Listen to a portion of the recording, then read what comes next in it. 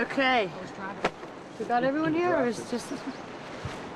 So today's going to be a little bit different paddling than yesterday. We'll probably have some more fun, and we might even have a couple of people spilling over or dumping. We'll see what happens.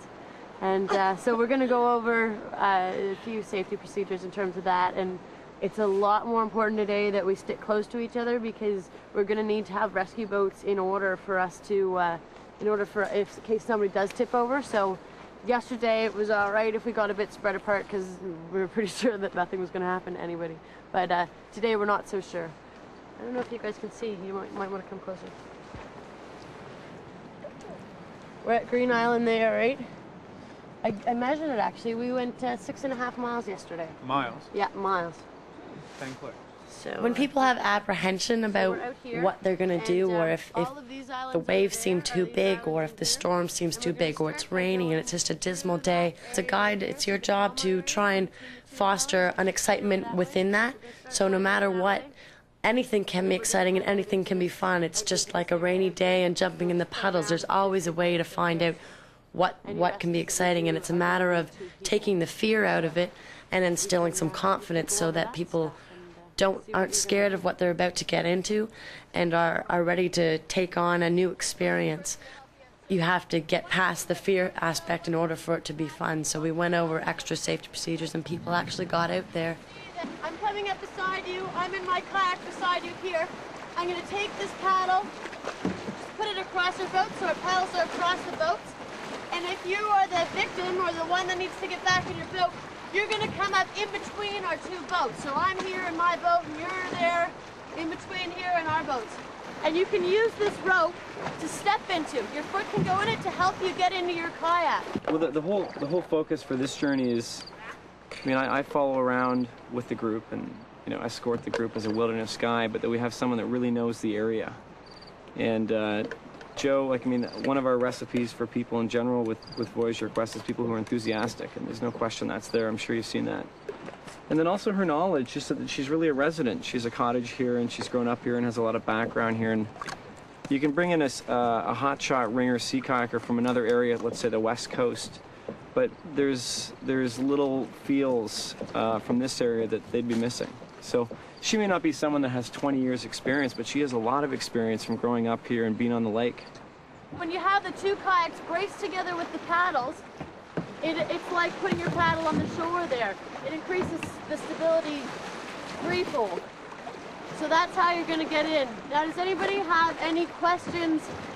Does the bow person stay at the front and hold that section while the stern puts it on, or do you both put it on? Only just the stern person will be putting it on. So the bow person stabilizes the boat. I know it's a bit confusing to do it on a day like this because we don't really want to get in the water. It's kind of chilly. But if you guys want to come even a little bit... Here, overall.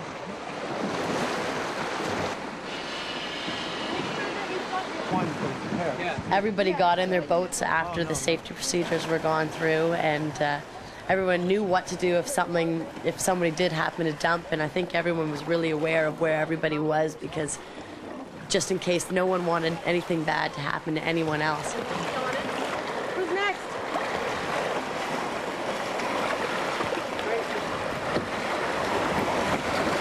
This would help, but this might. They're doing okay out there. Once you get out there, it's fine. It's just getting out, which is the hardest part.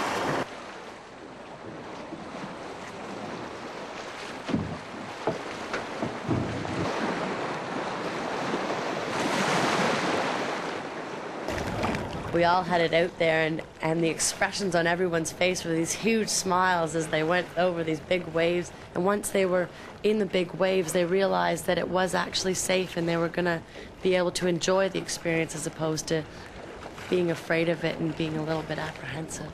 When people were up on top of the waves, you couldn't see the next person in the gully in front of you. So it was a completely different experience from the first day where it was perfectly flat.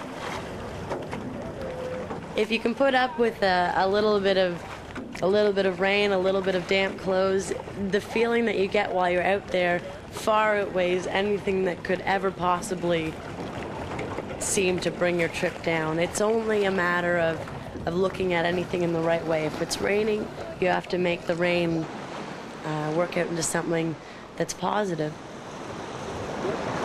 Huh? Oh, wait, it's a lot more fun. Yeah, different fun. Oh, it's great out here, So we had a very windy day out there, and we worked that into something that ended up to be, I think, the highlight of the whole entire trip. Our rainy day was probably our most exciting day.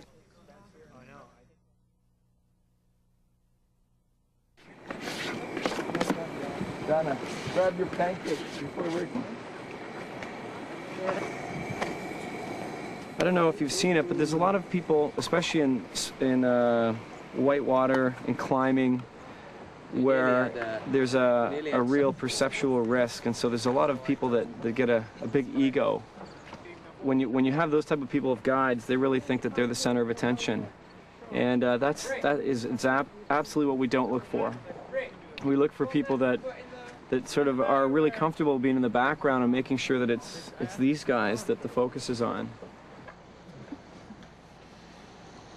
Does somebody want to grab me a pot of water? That would be More water? awesome. Right in the one in front. Just try to take the plate here.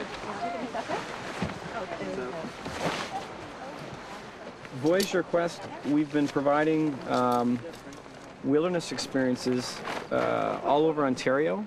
Most of the experiences are for people that don't have a lot of background in it, so they may be neophytes to the wilderness or to the particular median like sea kayaking. And so I think that's really what our claim to fame is keying in on people that don't feel comfortable going out there on their own, or have done it on their own but want to have a little bit of help. I accomplished being able to make everyone happy, I think. Making them enjoy themselves, or making sure that they enjoyed themselves, and making sure they felt safe and comfortable with where they were going. And for me, that was a great feeling, just to see everyone smile and have fun and be happy.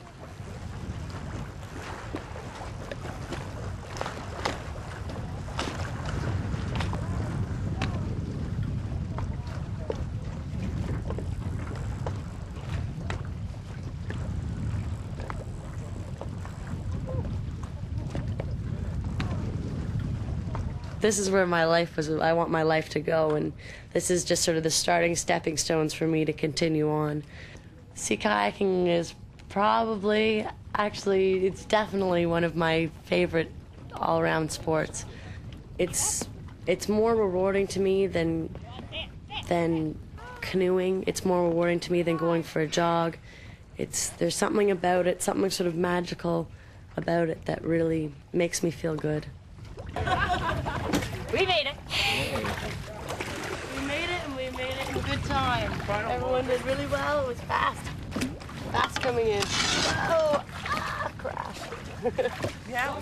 So, yeah, nice and fast, smooth. Seemed like the wind was pushing us the whole way back. Great trip. It's gonna get out there and rest those legs. Sea kayaking definitely gives me a sense of where I am in my life. I have a lot of control when I'm sea kayaking, a lot of control over what I'm doing. I can go wherever I want, whenever I want, do whatever I want.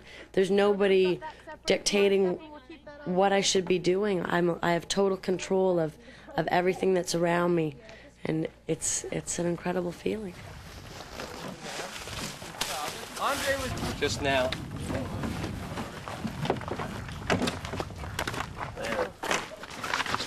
Good journey, folks. Hey. Great journey. Excellent. Awesome.